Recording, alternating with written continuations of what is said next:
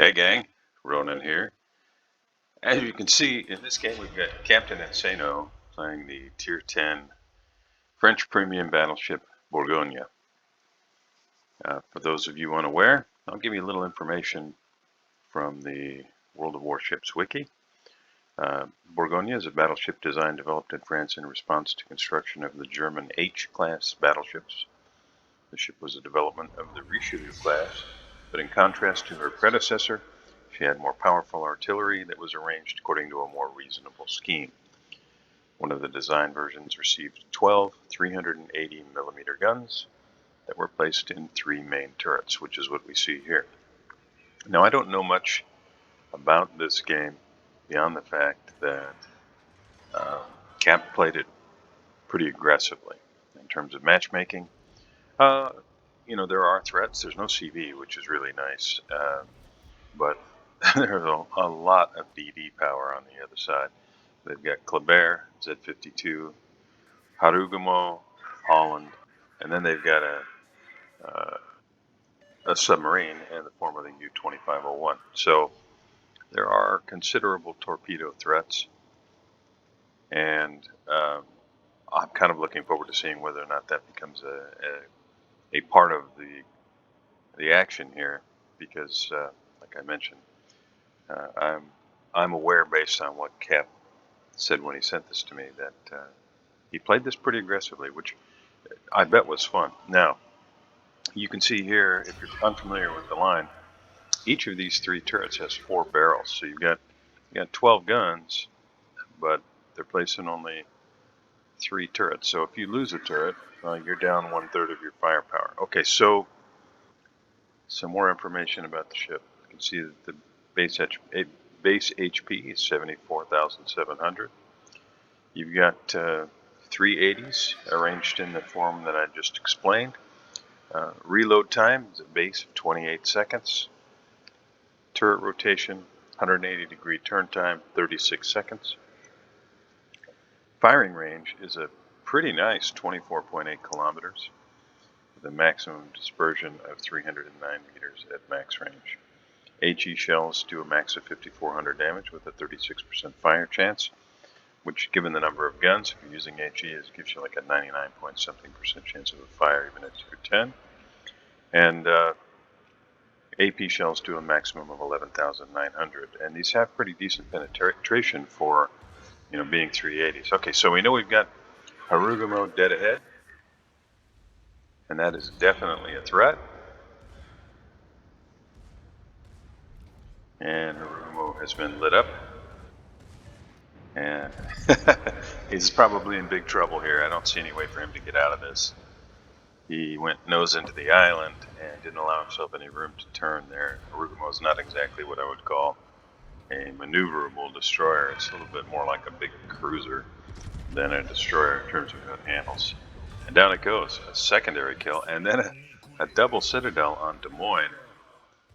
This is certainly going to hurt all these torpedoes, but I think it's survivable. Looks like probably only 2 are going to hit.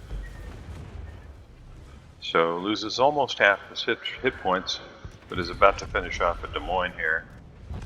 And down it goes with a 3rd citadel. Nice shooting. All right, so, pretty quickly into the action.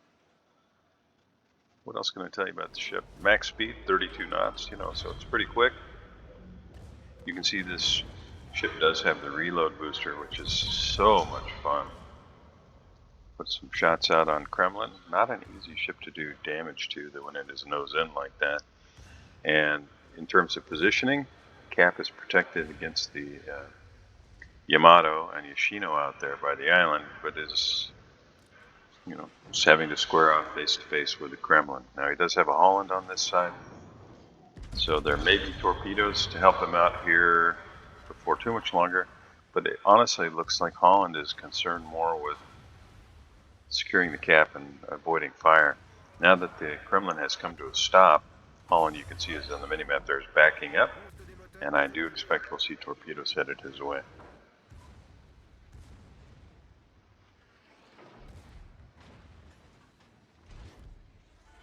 So while you're watching this, oh boy, this Yoshino's in trouble.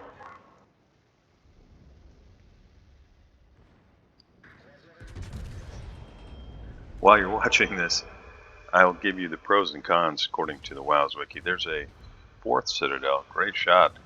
I'm really hoping to see Cap move forward here, because if he doesn't, that Yamato is liable to blap him. Pros and cons. So here are the pros from the WoW's wiki. 28-second base reload on the main guns is definitely a pro. Main battery reload booster. This thing can, oh my goodness, 64,000 damage. That was beautiful. The reload booster is up, and I think Yamato is dead. It certainly is. Ladies and gentlemen, if you're keeping track, that's 11 citadels.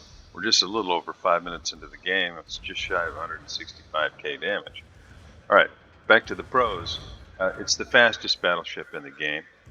It's got 7.5 kilometer base secondary range, a large secondary battery of 8 dual-barreled 127 millimeter turrets, good concealment, allows the ship to reach a 13.15 kilometer surface detection, excellent range of 24.8 kilometers on the main guns. We're going for a ram here. Above average rudder shift speed, strong AA sweep, as much as any ship does, I guess. And then the cons: big turning circle of 910 meters, small gun caliber, makes doing penetrations to heavily armored battleship really challenging. Although, oh no, I think maybe Cap was going for the run alongside and blap the Kremlin's weak side, citadel. But maybe that was always there. But I kind of have to wonder if that's a result of some of the changes they made for subs. Just ran aground there on an area that looked like it was open water still. Ooh, did not have to run alongside.